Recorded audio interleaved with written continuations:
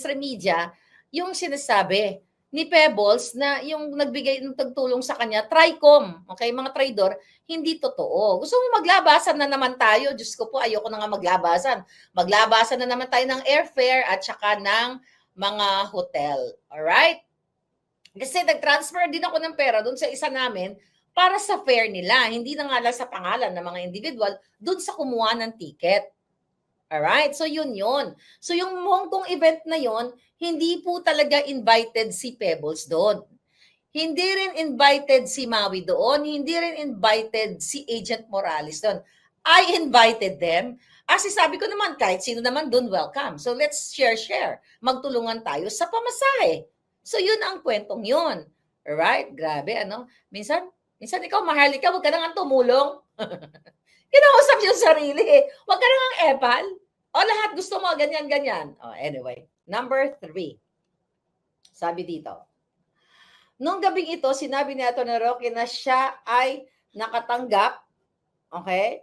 Ayun, nakatanggap mula sa kamag-anak ng isang politiko ng isang screenshot ng video kung saan makikita ni si PBBM na gumagamit ng pulburon, okay? Bagaman, sabi niya, hindi niya na ipakita sa amin ang litrato noong gabing iyon, nagkaroon ng mga diskusyon tungkol sa pagpapakalat ng video sa publiko. Ang ayon sa aking rekoleksyon, meron na ngang naging usapan na isang foreign influencer o vlogger ang dapat mag-post o panggalingan ng video para magmukhang mas kapanipaniwala upang maiwasan anumang posibleng pananagutan mula sa gobyerno ng ating bansa. Okay, balikan natin. Ang sabi ni Pebbles, bagaman, ang sabi niya mula sa, ang sabi daw ni Harry na ay nakatanggap siya sa kamag-anak ng isang politiko ng isang screenshot ng video kung saan makikita si PBBM na gumagamit ng pulbala, bagaman hindi niya naipakita sa amin. How come na how come napapaniwalaan ng media na hindi nga nagpakita si Harry ng video o litrato? Kahit sino pwede magsalita. Kahit sino pwede magsabi, ako pinadalan ako ng ganito. 'Di ba? Para maiiwas mo yung tao. So walang nakita si Pebbles na picture o video from Harry Roque. Sino ang nagpadala kay Harry? Ako. Ano ang sabi ko kay Harry? Tama naman to. Nagaling ito, okay? Anong sabi ko dito? Nagaling ito sa kamag-anak ng isang politiko. Tama yung information. Okay? Pero, mga palangga, di si Harry. Wala nga, sabi nga dito, hindi daw nagpakita si Harry. Paano si Harry? Anyway, pero sabi nga ni Harry, good thing magagamit niya ito sa kanyang asylum application. Okay, sabi ni Pebbles, bukod pa rito, nung nagkaroon ng isang photo session, nung parehong gabing yon, kami ay gumawa ng kapansin-pansing hand gesture. Isang baliktad na V sign. Kung matatandaan, naging simbolo ni PBBM ang letrang V noong siya ay nangangampanya bilang presidente. Kung kaya naman, alam ko na ang hand gesture na ito ay direktang tumutukoy kay PBBM. Kalakip ng sinumpang salaysay na ito na tinutukoy kong litrato na kinunan noong private dinner. Okay? Yan, annex niya. Ngunit hindi sa mga, 4, 5. Ngunit higit sa mga ito, ang labis ko ding natatandaan nung gabing yun ay nang sabihin ni Atty. Harry Roque na magaling ako magpabagsak ng gobyerno. Okay. Pag sinabi ba ni Harry, magaling akong gumurgor ng tao, tapos hindi naman siya gumurgor, may kaso ba yon? Nagpabagsak ba si Harry ng gobyerno? Okay? Kung totoo itong statement na ito, which is pinabulaanan ni Spokes Harry, at kung babagsak man si Bangag dahil sa kanyang polboronic, yun. Di ba? Pag sinabi ko bang magaling ako tumugis ng mga bangag, wala naman akong tinugis na mga bangag. Ano yun? Hearsay yun. Okay? Mga hearsay lang. Alright? Well, sabi niya, kanyang sinumpaan, sinabi daw to ni Harry. Ngayon, mga kababayan, nakakatawa lang talaga. Okay, noong July 20, sa isa pang maisog rally na ginanap naman sa Vancouver, Canada, ipinakita ni Atty. Harricky sa publiko ang unang pagkakataon ang pulburon video. Picture lang yon. Di umano ni PBBM. Nangyari ito sa isang araw bago ang pangatlong State of the Nation address. Kasi sabi ko kay Harry, pagpunta mo ng Canada, patikimin mo ang aking mga palangga doon. 'Di ba? Parang sneak preview. Oh, yun. Ngayon, ang sabi ni Pebbles, sa aking pagkakaalam, isa sa mga dumalo sa rally na iyon sa Vancouver ay ang DDS vlogger na si Maharlika, na tila alam na ang laman ng video na pinakita kay Atty. Harricky bago man ito ilahad sa publiko. Mother, bagsak ka na talaga dito. Ulitin ko. 'Di ba, Sandra, diyan sa Canada? Okay? Hindi ako pumunta sa Vancouver. Ang pumunta si Atty. Glenn Chong at si Spokes Harry. So dito pa lang sobrang nuknukan na ng sinungaling. Magkano ba, Mother, ang pinangako sa ni Lisa Tanas? 'Di ba? Naintindihan ko na nangangailangan pa, pero hindi sa ganito. 'Di ba? You promised me na hindi mo ako babanggain, hindi ka magsasalta laban sa akin kasi nirerespeto mo yung pagiging kaibigan natin. Ako din, hindi rin ako nagsalita kasi nirerespeto kita kahit bumaliktad ka kasi sabi ko, desisyon mo yan. At ang sabi mo pa nga sa akin noon, wala kang nahihita sa pagsuporta sa mga Duterte. 'Di ba? Kinasuhan ka. Kinasuhan ka, 'di ba? May kaso ka. Inilapit pa kita sa isa nating kaibigang abogado. Na-dismiss yung case mo. Okay? Buti naman yung tumulong sa iyo hindi mo pa kinakagat yung braso. I hope not. Sobra naman yun pag kinagat mo pa yung braso ng taong tumulong sa iyo. Ngayon, sinabi mo sa akin noon, ito'y totoo lamang. Wala, dinawit mo ako. I have to speak up. Na sinasabi mo sa akin na walang mangyayari, palaban tayo ng laban sa mga Duterte kay Sara, 'di ba? Pero hindi naman tayo tinutulungan pag oras ng kagipitan. Ano ang sabi ko sa iyo? Mother, ako naman hindi ako nag-i-expect ng tulong galing sa mga Duterte. Dahil hindi naman nila ako sinabihan na Maharlika, ipaglaban mo kami. Yun lang ang pagkakaiba natin. Hindi ako nag-i-expect ng tulong kay Inday Sara, kay Pangulong Duterte, na kapag ako ay na-trouble, ay sasagipin nila ako. Lumaban ako eh. 'Di ba, Mother? Witness pa nga kita sa case ko kay Bacudio. Ikaw ang witness ko and I'm grateful. Buti nga, case dismissed. Kung nagkataon na kung hindi na-dismiss ang case, baka bumaliktad ka rin doon sa iyong pagiging witness. Totoo po yun. Kahit i-google nyo, Bacudio versus Contreras. Abel Bacudio versus Claire Contreras, i-google nyo. Nandyan, available yan public. Si Pebbles ang aking, Vicente Cunanan ang aking witness. It's good thing, mabait ang langit, mabait ang Diyos. First case, dismissed with prejudice. Kaya hindi na pwedeng bumaliktad si Pebbles doon sa kanyang testimonial kasi dismissed na ang kaso. Alright? And I appreciate you, Mother, sa pagtestimonya. Kasi noon, syempre, for emotion tayo at ako naman ang emotion ko hindi nagbago. Pero sinabi mo sa akin yon na hindi ka tinutulungan ng Duterte. Ang sinabi ko naman, ba't naman tayo tutulungan? Ang dami na nga nilang problema. Kinakasuhan, ginigipit na nga sila.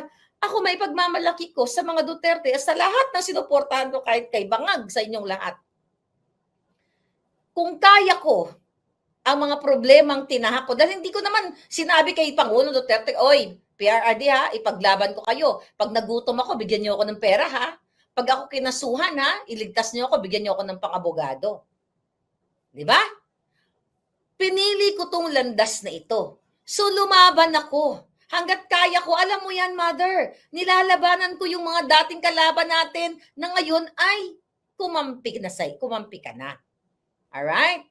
Ngayon, okay. Ngayon, mga palangga, ano sabi ni Mother Dear? Noong July 20, sa Maisog Rally na ginanap naman sa Vancouver, Canada, wala ako doon. Ito palang fake na to. This is really fake information. Okay, sabi niya, 7 sa pagkakaalam, isa sa mga dumalo, ayun, si Vlog Maharlika daw. Oh my God, are you fucking kidding me, darling? Ayan, tila alam na ang laman ng video na ipinakita ni Attorney Harry Roque bago pa man ito ilantad sa publiko. Alam ko talaga, sa akin yun unang sinend. So definitely, bago i-play yung video, alam ko na. Oh my God. Ngayon, ito lang ha. Sabi dito, at nagpadala pa sa akin ng mensahe si Marlica kung saan hinikayat niya akong sakyan ng lalabas na video na umano'y nagpapakita kay Pangulong Marcos na Mother, ilabas mo nga yung screenshot kung sinabi kong sakyan. Kasi hindi ako gumagamit ng word na sakyan. Maari siguro, hindi ko na matandaan, maari siguro ang sinabi ko, i-share mo na lang, but I don't use the word sakyan mo na lang. Hindi ako masyado nagsasalta ng ganyan. I don't know kung narinig nyo ba ako, nasakyan na lang natin, ganyan. Bira ako magsalta ng ganyan. Depende siguro sa konteksto. So, screenshot mo lahat ng conversation natin. I challenge you. Okay? Kasi alam ko nagre-record ka. Alam nyo, naging maingat na ako. Sa lahat ng mga kakausap ko, alam ko na posibleng nire-record nila ako. So, I just want to tell you, Mother, kaya pag may mga tinatanong ka sa akin, ingat na ingat ako. Then I challenge you, ilabas mo, binibigyan kita ng laya, ng waiver. Lahat ng conversation natin na ni-record mo o ni-screenshot mo, ilabas mo. Labas mo lahat. Kung merong inciting to sedition dyan or whatever, 'di ba? Lagi kong sinasabi yan butod-butod, 'di ba? Yan ang ilabas mo lahat ng conversation natin kasi ako yung signal ko na na alam mo yung signal nawawala yung mensahe diyan eh. Kasi hindi ko naman ugali mag-screenshot ng may mga moments ako, 'di ba? Ilabas mo lahat. Kung sinabi ko to na sakyan mo na lang. Ilabas mo although, 'di ba? Ilabas mo lahat 'yun para mapatunayan kung sino talaga yung nagsasabi kasi nangako ka na hindi mo ako nangako ka na hindi mo ako gagalawin at hindi rin kita gagalawin. At ititikom ko ang bibig ko nung nag-usap tayo na ang hirap ng buhay dito sa Pilipinas. Alam mo na anak, matanda na ako, wala akong trabaho, wala naman na itutulong ang mga Duterte sa akin. Wala, ganito, ganyan. Yung pamangkin ko lang ang tumutulong sa akin sa Japan. Kaysa kasuhan ako ng mga bangag, nila Lisa Tanas, kailangan kong bumaliktad. Sinabi mo pa nga, di ba, na nakipag-usap ka kay PY kuhanan, ano yun? Kuhunan, basta PY. Di ba? Natutulungan ka para sa pagtakbo mo sa distrito, I don't know kung anong district, nakalimutan ko na, sa Maynila kung nasaan ka at tutulungan ka nila na bigyan ng pera pero hindi nag-materialize yun. Ano ang sabi ko sa'yo? Sige mother, susuportahan kita dyan. Kung yan ang gusto mo, tulungan ka nila. At ang project mo pa, ano ang sabi mo sa akin? Na gusto ko lang, maganda yung layunin ni Pebbles Gusto ko lang na gawin ng mga bangag na magkaroon ng mga pabahay ang mga gay. Totoo yan. Sinuportahan ko siya kasi anak, matanda na ako, kawawa yung mga tumatanda na gay, walang matitirhan. Yun yung gusto kong livelihood program. At I supported you. Sabi ko, Mother, hindi kita ko questionin. Pag bumaliktad ka kay Bangag, irerespeto kita. Kasi maganda ang layunin mo na magpapatayo ka, na nabibigyan ka ng proyekto according to her. Di ba? According to Vicente Cunanan, na yan ang hinihingi niya na proyekto sa kay Bangag, kay Lisa Tanas, na magpatayo ng mga pabahay sa mga gay people or LGBTQ community. Pinigilan ba kita? Sabi ko, kesa nang manakawin ng mga mga buwakan ng inang yan, then kung yan ang puso mo na patayuan ka sa kabila ng mga kademonyuhan nila, sige, sabi ko, siguraduhin mo lang na bago matapos ang termino ng mga bangag, mapatayuan yung mga gay community. Yan ang sinabi ko sa iyo, Mother. Kaya 'di ba ang daming mga palangga ko, Marlica, bakit hindi ka nagsasalta tungkol kay Pebbles? Anong sabi ko sa inyo? Let's respect her. Hayaan mo na siya. Ito, hindi na ako nagsasalita. Pero dumating ako sa point na kailangan ko ipagtanggol yung sarili ko sa iyo. Sa kasinungalingan na ako ay pumunta sa Vancouver. So ngayon, inaalaw kita na ilabas mo lahat ng screenshot ng pinag-usapan natin. Pati video, audio, ilabas mo lahat. 'Di ba? Ilabas mo lahat ng bonggang-bongga para mapakita mo sa taong bayan, kasi mahilig ka naman sa ganyan, mother, ipakita mo kung sino dito ang nasa tama. Alam ko, na naligaw ka na kailangan mo lang mabuhay to survive in this world. Magkaiba tayo kasi nga naman, syempre, nasa Pilipinas, ang hirap talaga kung ang Pangulong Duterte nga pinakidnap, how much more si Pebbles pag hindi siya bumaliktad. Kaya nga siguro ako nilagay ng Diyos dito, di ba?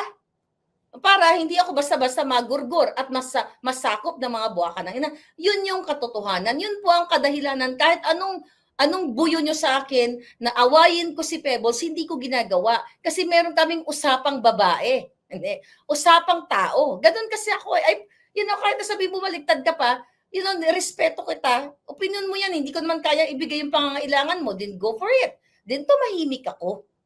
At now, kasama ako sa testimonya, sa iyong sinumpang salaysay, na this is my story. This is my truth. And it's up to the people kung maniniwala sila o kung hindi. Kaya nga sina-challenge ko, ilabas mo yung conversation, lahat na mga screenshot mo about me, go! Wini-wave ko na yan. Kasi maingat ako, mga palangga. Kahit sinong mga kausap mo, maingat ako na magsasalta ng something na ikakapapahamak ko. Kasi I know na itong mga taong to nag-report, baka mamaya kunwari lang, katulad na nag-message sa amin ni Sas, inciting, di ba? Inciting to sedition na video, di ba? Para gamitin against us. So naging maingat ako na magtiwala kahit kaibigan ko kasi pwede akong tradorin sa kabila ng mga tinutulong natin na in fairness, yung iba naman doon hindi hiningi, yung iba hiningi. Kasi ganun ako makapagkaibigan, punyeta. Minsan nga pinapagalitan na nga ako ng mga Junakis ko. Sino naman yung pinapadalan mo? Pag ako nangihingi, ang dami mong sinasabi. Sino na naman yung sinisend wave mo? Sabi ko, wag ka makialam, buhay ko to, kaligayahan ko to. Anyway, now here we go. Sabi mo, sa 7, nagpadala pa sa akin ang mensahe si Maharlika kung saan hinikayat niya akong sakyan ang lalabas na video na umano'y nagpapakita ng Pangulong Marcos. Yun na, nabasa ko na ito. Paniwala ng video na sinasadyang ipakalat ni Hato ni Roque.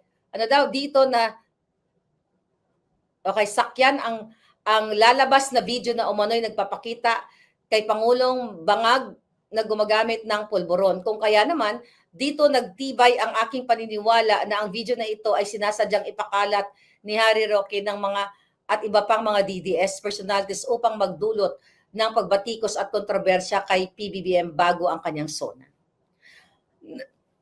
Unang-una, itong video na ito, kung inilabas ko kasi si Bangag ay sumisinghot, kasalanan ko ba na si Bangag ay suminghot?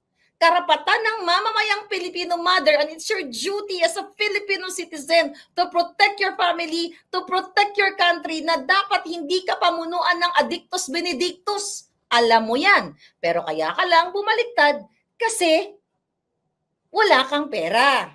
Kakasuhan ka. Gugurgurin ka pa. Yun ang kinatatakutan mo. Kaya nga sinuportahan kita, sige mother, para hindi ka lang makasan, bumaliktad ka na. Ano ang sabi ko sa'yo? Make sure na hindi ka mahalata ni Satanas na nag-uusap pa tayo, baka magurgur ka.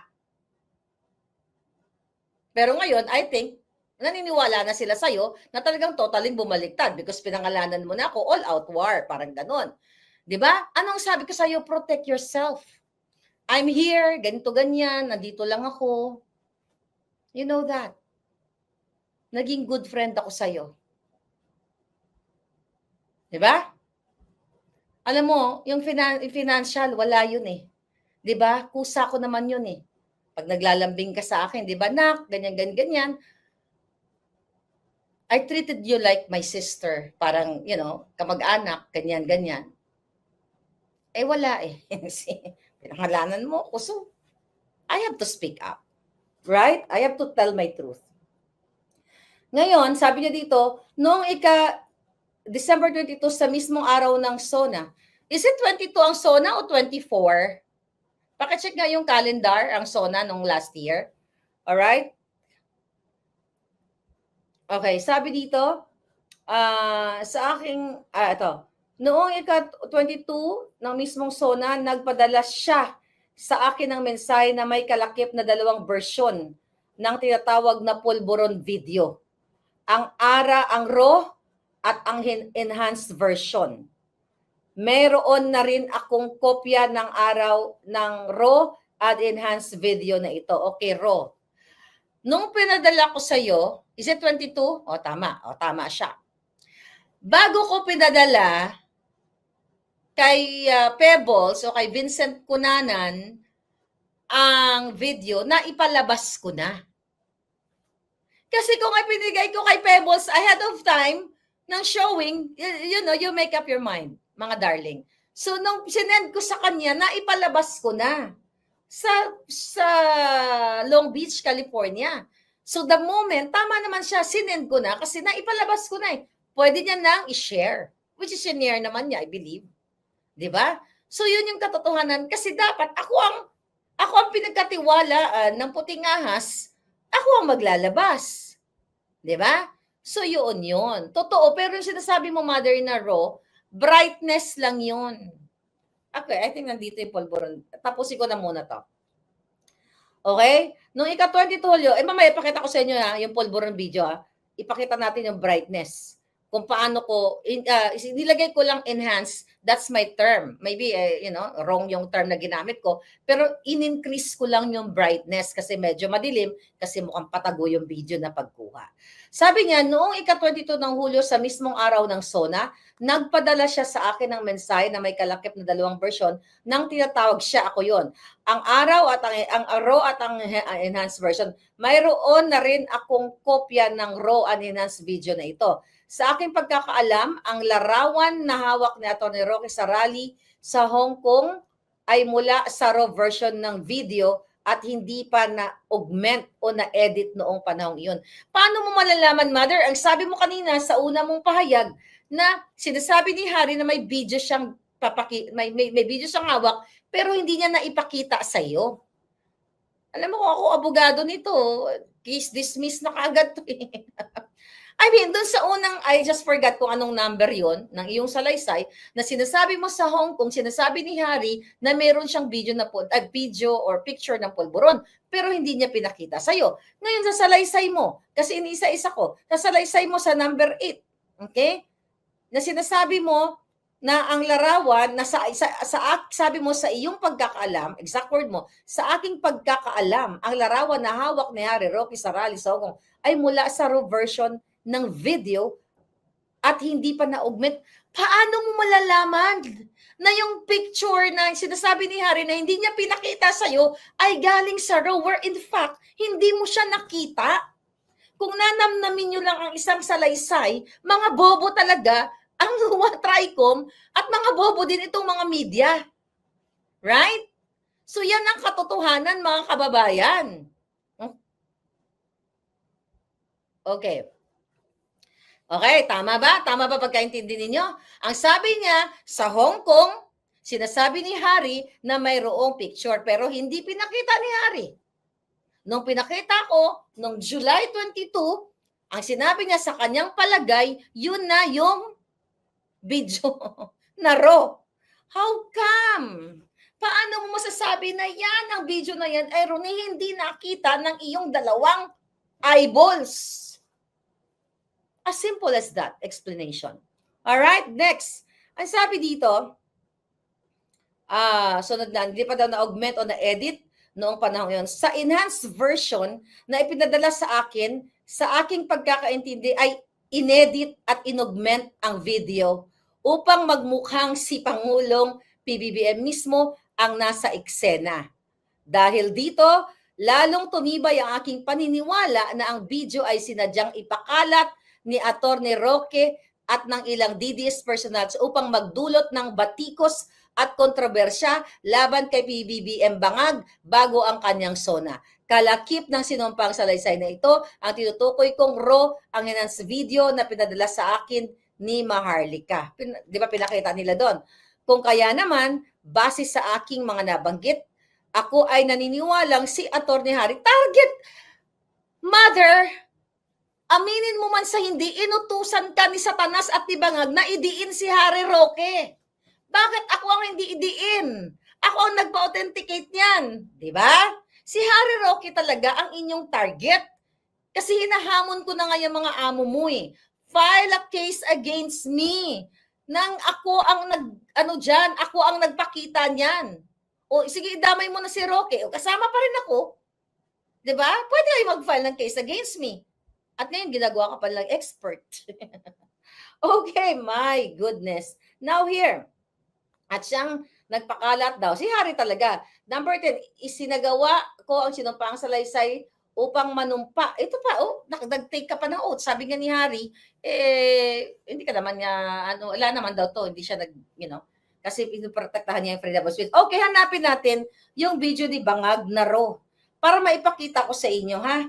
Ayan, yung video ni Bangag na Ro, mga kababayan, kung anong ibig niya sabihin, ang ibig ko sabihin ng enhancement, kasi sinungaling ka, mother. Hindi inaugment ni Harry yan. Dahil hindi nga siya marunong. Ako ang nag-brightness niyan bago ko isinend sa kanya. Yan ang katotohanan niyan. So, tignan natin itong video na ito. Okay? Alright. Ang pulburon video ni Bangag. I think million naman na dyan. Gusto ko ipakita yung raw na sinasawag niya dito, ha. Raw video, okay? Dami ko kasing mga pictures sa Netherlands at kung saan-saan. So talaga naman, ang alindog ko dito, kabog na kabog. Malapit na yung raw video. Ano yon pinakita? July. Okay, July yon, di ba? Okay, July. Ito na yata. Ano dito? June na to. So lumagpas na tayo. So July. Nakita ko si Lisa Tanas. What is this? Ito na, malapit na. So, this is June. Alright, so tignan natin, ha. June. 19. So, nasa na ako, July. Malapit na. Pakita ko lang sa inyo yung raw na sinasabi. So, July na tayo, ha. July 6, malapit na. Konting kembot na lang. Ito na. Alright, so I think ito. This is the raw video. Ito yung raw video ni Bangag. Okay? Yan yung madilim. So, ang ginawa ko dyan, mga hitad, 9 seconds lang yan. Nakita nyo, madilim yan. Ang ginawa ko dyan, ito, in-enhance ko. Ayan, nakita nyo yung enhancement? In-enhance ko yan na ganyan. Di ba, ganyan yan? Igaganon mo lang yan, igaganon mo lang para maliwanagan. Ayan, yan, ganyan. Ginanon ko lang yan. Yan ang tawag ko sa enhancement. Ayan, wala pong, tignan nyo, nag-iiba-iba, di ba? Ayan, paliliwanagin mo, wala pong inedit dyan. Dahil ito yung raw video na sinasabi ko na binigay sa akin. Ano pagkakaiba doon? Mas clearer or brighter picture lang siya. So, wala siyang inedit at ito ay authenticated dito sa California. Actually, pinresent ko nga ito nung ako ay nasa US, dito pa yata, tingnan natin. Okay? Ano to mga papel na to? Nandoon sa nasa bagahe ko pa yata. Ano ba to? Hindi, mga cases. Ito, bit-bit ko to eh. Yung mga kaso, ito. Here we go. Tatakpan lang natin. Okay? Pakita natin ulit yung forensic. Okay? Ayan. Ang forensic, ayan, di ba? Pakita natin tong. Okay, Dear Claire. Ito yun. Pinorensic ko dito. Napakita ko na to sa inyo. Medyo malabo lang. Alright?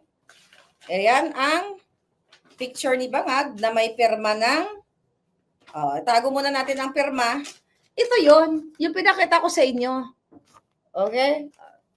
Ayan. Okay. Ito yung sinasabi mo, figure 4. Ang sabi ng forensic, so mother, kayo, TRICOM, imagine nyo, tatanungin nyo si Pebbles Talakera na sinasabi nyo, naniniwala ka ba na ito ay authentic? Tapos papaniwalaan na ng media? Ay, mga buha ka ng inang mga jutang GNMS na mga bobo. Ito, forensic expert, nag-aral ito sa, kung di ako nagkakamali, sa UCLA. Nag-aral itong ating, I'm not sure, basta sa isang Ivy League school dito sa Amerika, nag-aral itong forensic expert. Ano ang sabi niya dito? Figure 4. Okay? Figure 4 showcases a series of 4 frames, each highlighting instances where salt and pepper compression artifacts appear in different areas. Yung may knowledge dito, alam nyo na to. The shifting locations of these artifacts across frame confirm that they are natural result o video compression, reinforcing that the video has not been AI processed. In conclusion, after conducting thorough analysis of video file, I found no evidence of editing. The file exhibits consistent patterns of characteristics that align with an unaltered recording. This conclusion is based on the detailed examination of the file structure, visual content, and other key attributes. Okay, please let me know if you have any question or further assistance. Best regards, da. So paano si Pebbles, paniniwalaan nyo? Kaya niya ba isulat kahit isang line lang dito? Kaya niya bang isulat yung mga linya na yan? Of course not, because she is not an expert. Ngayon, I challenge you, NBI, I challenge you again, lahat kayo mga buwaka ng inimes ninyo, file a case against me and Harry. Okay? Patungkol sa sinabi niya na adikto, sinabi namin na bangag si Marcos Jr. File a case against Nikki Cosseteng. File a case against J.M. Morales, Agent Morales. File a case against Cathy Binag. File a case against Pangulong Duterte. Kaso lang, inano nyo na. Pinagkanulo nyo sa banyaga. Bakit ayaw nyo mag-file ng case? The fact na ang kaso sa ang libel, cyber libel o defamatory sa Pilipinas ay kriminal. Bakit hindi filean ng kaso? Hindi ko sa wini-wish na magkakaso sila para masagot sa korte. Doon lang kayo magbabakbakan tayo sa korte kung sino ang nagsasabi na authentic ang video na yan. Then si Pebbles, kunin nyo as an expert. Diba? Oh, kunin nyo siya. Ganun ba kayo ka? Well, I know na ganun kayo kasyunga. Alright? Then Rowena Guanzon, sabi ni Nora's Channel, ay ang kasuhan nyo si Guanzon, si Cathy Binag, ako, si Rocky, si Cosseteng, si Agent Morales, at lahat na nagsabi ng bangag para maipresenta namin itong, itong authentication na ito. Doon lang namin ito mapipresent sa court. Then you get your own authentication, you get your own expert, not Pebbles Talakera, because she's not an expert at all. Yun ang katotohanan. Mag-hair follicle test ka na lang daw, bangag, sabi ng taong bayan. Now you know. So ako po, sabi ko nga, nirerespeto ko si Pebbles nung siya ay nagpaalam sa akin na siya ay babaliktad na. Hindi ko siya hinusgahan, wala kayong narinig. Diba? Even yung trip ninyo, kayo nila Madam Ellie. I know that for a fact. Ayoko man na magsinungaling sa taong bayan. Ayoko na mag-cover up. Diba? Even you guys, friends ko kayo, wag na tayo magpakabulahan dito. Takot kayo, nasilaw kayo sa pera. Yan yung totoo. Diba? Totoo. Yan ang, my God. Kaya kayo masipag. Anong sabi mo, mother, sa akin? Bigla ko naalala. Remember, pumunta kayo sa Quiapo. Kayong dalawa ni Madam Ellie. Ito, magkaalaman na tayo. Kasi dapat mayroon kayong paninindigan. Diba? Inutusan kayo ng bangag, binigyan kayo ng budget. Anong sabi nyo? Madam Ellie, hindi si Madam Ellie nagkwento sa akin, si Mother Pebbles. Diba, Mother, munti ka na matumba, nagkwento ka sa akin, anak, grabe, matanda na ako. Nagtatanong kami na tungkol kay Sarah. Ang daming mga magagandang sinabi about Sarah. Ano ang sabi mo sa akin? Sinanong mo si Ellie, Madam Ellie, ilalabas ba natin ito, yung mga magaganda na sinabi kay Sarah para fair? In fairness, sinabi mo sa akin yan. Anong sabi ni Madam Ellie sa'yo? Huwag mong ilabas yung mga magagandang sinabi kay Sarah. Nagsalita ba ako noon, Mother? I respect you. Kasi doon kayo nagkapera eh. Hindi ko naman kaya ibigay yung pangangailangan ninyo na para mabuhay kayo. So sinabi mo sa akin yun, hanapin nyo yung pumunta sa Quiapo. Na puro lahat negative kay Sarah ang sinabi, ay positive kay Bangag. Pero yung mga magaganda, hindi nyo nilabas. Right? Ako, pag nagsasurvey ako, live. Pinapakita ko lahat. So yun yung, yun yung katotohanan. Nagsalita lang ako kasi I have to defend myself. Hindi ako inimbita sa TRICOM dahil gusto nila, pumunta ako ng personal para magurgur nila ako. Ano daw ba ang binababayad sa inyo? Pera ng taong bayan. So there's no point na magsasalita kayo na you're for the people, but you are benefiting sa pera ng bayan. Hindi na dapat to lumabas. Pero wala eh. Sinama niyo ako sa sinumpang salaysay. Di ba? Sinabi, anong sabi ko? Sabi mo sa akin, matanda na ako, matanda na ako, naawa ako sa iyo. Sabi ko, basta siguraduhin mo lang na magpatayo ng bahayang buwaka ng inang bangag na yan. Sabi ko, para sa mga LGBTQ. Kasi kahit na buwisit na buwit ako sa mga bangag, sabi ko sa iyo, kung magpapatayuan kayo ng bahay, hindi makatulong tayo sa LGBT community kasi naman nakawin nila lahat. I said that. Diba? So, malinaw po. Nasa inyo lang yon. Ano bang sinabi ko dito? Nasa inyo lang yon kung saan kayo maniniwala. Oh, kahit na pumikit ako, kahit bukas gusto nyo i-vlog ko lahat from the start, hindi lang exactly ganun ang mga words, pero ganun pa rin yung konteksto ng aking sasabihin sa inyo. Lahat halos ng mga vloggers ay binabayaran ni Bangag. Binabayaran ng Marcos administration galing sa pera ng bayan. Yan ang katotohanan. Kaya kawawa talaga yung bayan kasi pag ikaw ay kunyari nakikipaglaban ka antay-bangag, tatakutin ka lang nila, bibili ng pagkatao mo. Dahil kung hindi ka magpabili, kakasuhan ka. Yan yung nangyayari ngayon. Kaya nga I challenge all of you. Lahat kayo. Okay? Ilabas nyo yung video, may chocolate pa yung kuko ko. Diba? Para sabi, uling-uling toring kuko. Anyway, sa lahat nagbigay sa akin ng chocolate, baka palangga. Grabe, sarap-sarap lahat. Tata Basera, thank you ha. Yung mga nagbigay sa akin ng chocolate, yung iba walang pangalan, yung iba may pangalan, kaya thank you, napapasalamatan ko kayo. So, ganun pa man, yun po ang katotohanan. Ngayon, pinapalabas ng media na reliable si Pebbles. So, definitely, magkakasabwat ang mainstream media at ang mga bangag. Ako, hindi ako natatakot. Dahil nasa tama ako. Wala kayong maipapakita dyan na nanghingi ako ng pera or whatever para sa kabayaran yung pagbabato nila na China funded kami, then show the proof. Kung saan nang bayad sa amin ng China, di ba? Pag sinabing bayad ng China, hindi, Pero kayo sa gestures ninyo, sa mga action ng mga dugyot, di ba? Marami dyan mga dugyot, sa mga actions nila, ikitang-kita nyo naman, mga uhugin. Tapos biglang nag-abroad. Di ba? Ang dami, I'm not saying si Mother, matagal na, nag-Japan na yan. Yung iba, nakapag-Japan na, bago pa kami nagkakilala, nasa Cambodia nga yan, di ba dati, at Japan. So, yung mga dugyot na mga uhugin, di ba, na mga parang mga sunog baga, magugulat ka lang nasa abroad.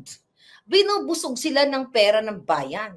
So, kaya kayo mga triko, mga buwaka ng ina nyo, mga julul kayo, mga salot kayo sa bayan. Kung gusto nyo marinig ang bunganga ko, bimbitahin nyo ako dyan. Puro kayo press release.